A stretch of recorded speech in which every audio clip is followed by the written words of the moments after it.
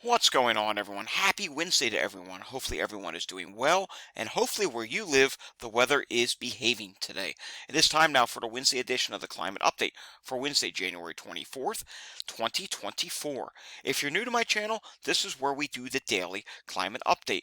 We talk about weather events or records that have gone on around the world, and then we also talk about the weather forecast expected for the United States. So if you like learning about climate and weather, hit that thumbs up button down below and subscribe to my channel down below. This is where you will see an update almost every day. Some days we don't do it, but for the most part, we try to do an update every day. Today we're going to talk about record snowfall in Japan.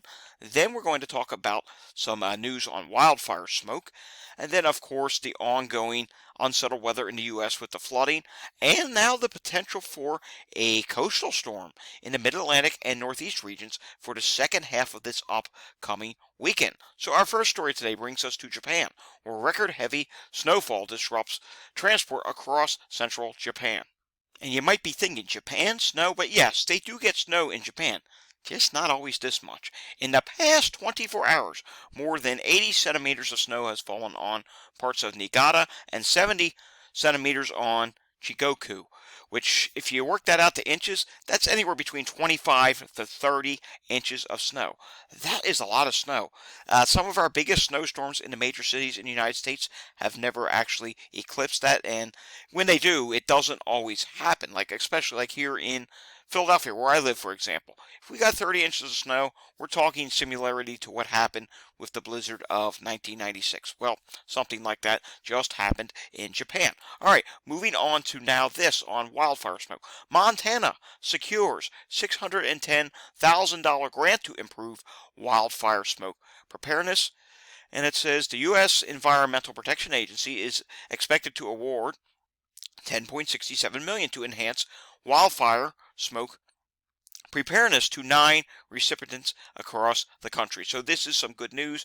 The funding aims to pilot a clean air shelter recognition program for 6 communities to replicate in high need areas. So this is something that really needs to be done, because if anyone remembers last year, there was a huge problem with wildfire smoke in the United States back in the summer.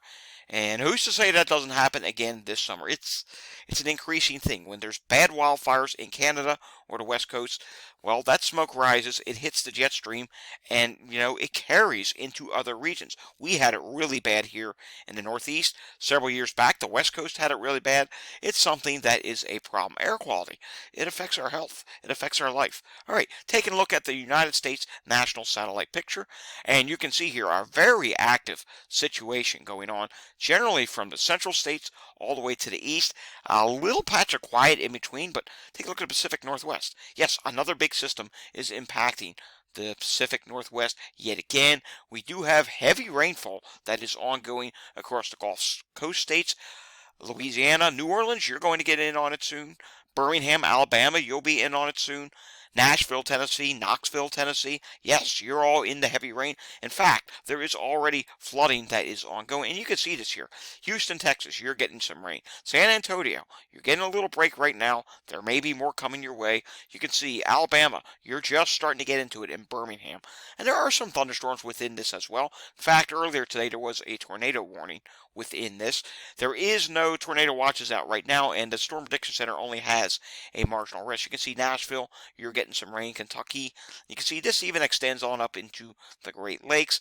And another side of the picture here, which is a big issue, is that there is a lot of fog. Now, you take a look at the temperatures here. You can see there's really warm air down in the south, while we still have some cooler air, colder. I don't want to call it cold because it's really not all that cold, but what's happening is with this warmer air, it's going up in the upper levels of the atmosphere. It's going over top of places that have snow-packed, places where it's still cool at the surface, and it's generating a lot of fog.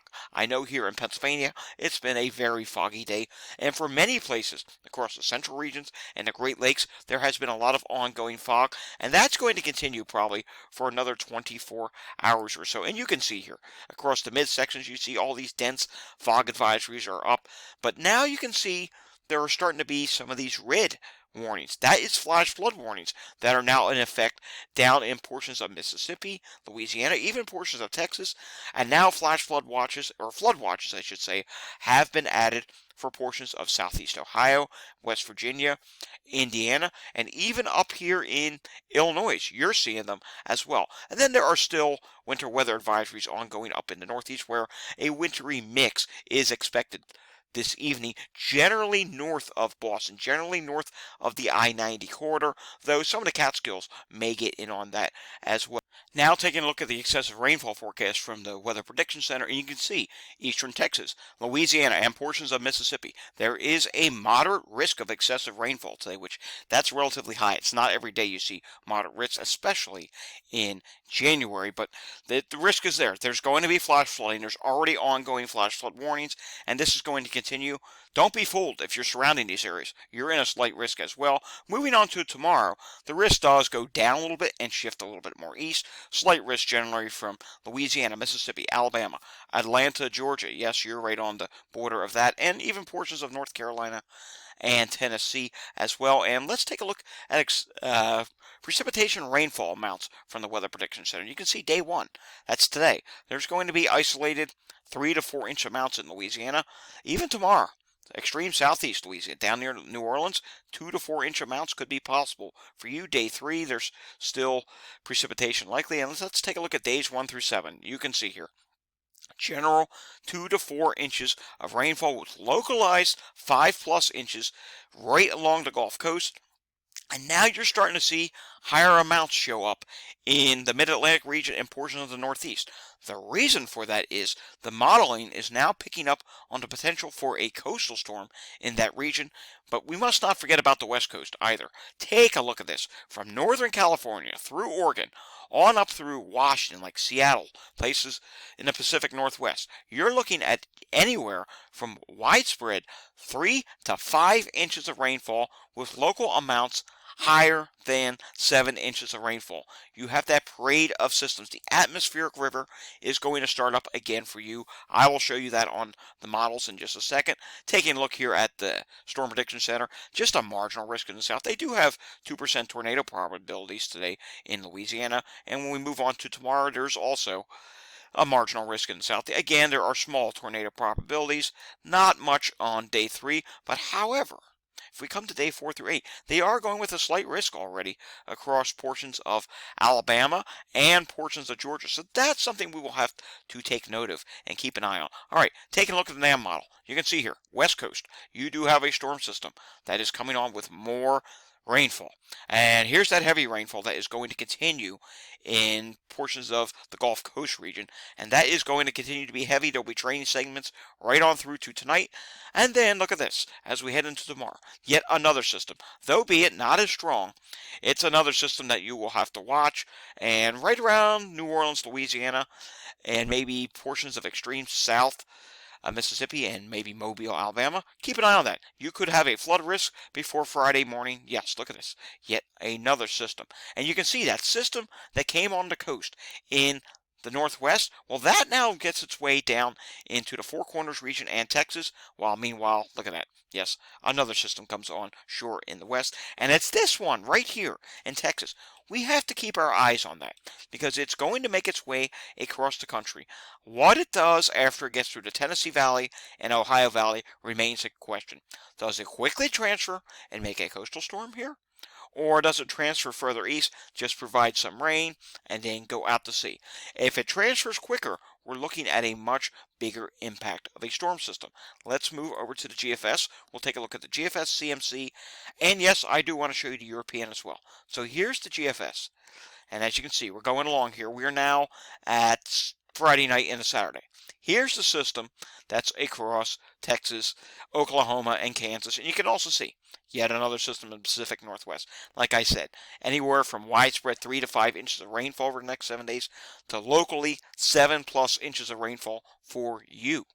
Now, we watch this system here on the GFS, and you can see the GFS, it does try to start to transfer the system off of the Delmarva, but look what happens here. It doesn't really get its act together, and it starts to push further east. It's not really all that organized. Backtracking here, now let's go to the Canadian model. Watch what the Canadian model does over the weekend. You can see Canadian model a little bit more organized. It's starting to transfer a bit faster. There you go. Look how this transfers a little bit more west. Let me show you why it does. Look at the 500 millibar pattern. You have a closed 500 millibar low over the Ohio Valley. And because of that, that then eventually gets underneath the storm system, and it really allows it to get its act together. And going back to the surface, take a look at this. You can see here, it doesn't move all that fast. You have a blocking high to the north. Some colder air does try to wrap in. So it's something we will have to continue to watch. And you can see here, Sunday, early Sunday into Monday morning, probably clearing first thing Monday morning, is the time frame that we're looking at. Most likely this would start as rain for everyone. But if colder air can work in, then we would be talking about an interior snowstorm. This is not favorable for I-95, but I'm not going to rule out the potential that, hey, the storm gets strong enough where you could potentially change over to snow. Let's take a look at the European now, and let's backtrack this. So here's the European. You can see everything that goes on across the country. You can see how on the west coast it remains very active, but watch what happens with this storm system up here in the midsection. This is the one that we've been following. And you can see here, it starts to get its act together over North Carolina. It quickly is transferring right over to Delmarva. It's down to 997 millibars, and look at that. Cold air is trying to work its way in. And as I continue this, yes, you are seeing the mixing line that goes from Maryland right on up the I-95 corridor to Boston. And you can see interior. That is heavy snow for you. So should this be correct, should there be a more western track of the storm, then yes, it's possible that some places could see a significant snow event, while places southeast of 95, unfortunately, this is looking like a rain event for you that may end as some snow. I know if you're a snow lover, you don't like hearing me say the word rain, but it is what it is. I mean, we're not working with a lot of cold air here, but there is enough cold air that, hey, interior, this could be something that you really need to watch. The ski resorts, you would be happy. And by the way, if we advance to European, take a look at the West Coast. Yes, now we're into Tuesday of next week. Tuesday going into Wednesday of next week. Yes, yet again, another storm system for you in the West. So we will keep following this storm system that's potential in the Northeast. I'm not saying giving it a guarantee that it's going to be a coastal storm. Remember, the GFS, if we go back to the GFS, it still is further east. Of course, it's something we'll have to watch on the ensembles. And remember, I do have a climate data report. I do have my Twitter account, and you can follow me here for updates continuing on that. Real quickly, let's take a look at the longer range. You can see 6 to 10 day temperature outlook is it's going to be above average for a majority of the country. Beyond that system, there's not a lot of cold air that filters into the country. We're not seeing any major cold air across the majority of the country, but the one thing we will see is a quieter period east of the Mississippi River, and on the west coast, what we are looking at is, unfortunately, yet again, more above average precipitation, and that's going to continue. You'll get slightly below average temperatures in the 8 to 14 day range, but look at this, above average east of the Mississippi, and look at the precipitation. It then becomes more expansive to above average precipitation in the Four Corners region, right on through to Mississippi, in the plains, and then you get down to near normal in the Pacific Northwest and below average precipitation in the Northeast. Yes, finally a quieter period. The ground really does need a chance to dry out in the Northeast, because for the last month and a half to nearly 2 months now, it has been super active and the ground is super saturated. Alrighty folks, that does it for today's climate update. We will have another climate update again tomorrow, updating on all the weather systems including the West Coast and the potential for a coastal storm in the Mid-Atlantic and Northeast. If you like this video, give it a thumbs up. If you want to see more content like this, subscribe to my channel down below. And if you have any comments, anything you would like to say, by all means, leave a comment down below and share this with anyone you think would be interested, your friends, family, whoever. Have a great day, and I'll see you all again next time. Thanks for watching.